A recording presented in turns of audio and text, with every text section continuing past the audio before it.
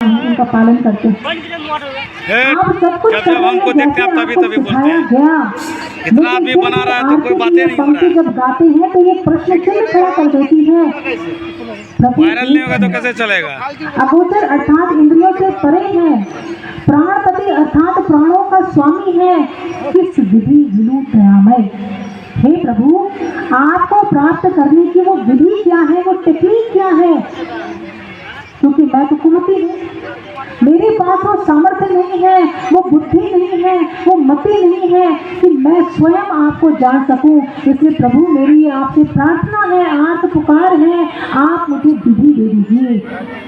इसका अर्थ है ईश्वर को प्राप्त करने की विधि अलग है, और जब तक उस विधि से आप उस ईश्वर की भक्ति नहीं करेंगे आपको ईश्वर की प्राप्ति नहीं हो पाएगी। ये कहानी मुझे याद आई। एक लड़की थी, उसकी नई नई शादी हुई। अब बड़े घर से आई थी, पढ़ी लिखी थी, खाना बनाना नहीं जानती थी, और सासू माँ ने फरमाइश करती थी कि बेटा आज तुम्हारा पहला दिन है, घर में तो कुछ मिष्ठान बना दो, कुछ मीठा बना दो। अब वो घबरा गई, लेकिन उसको याद आया चलते समय माँ ने किताब दी थी भोजन बनाने की रेसिपी।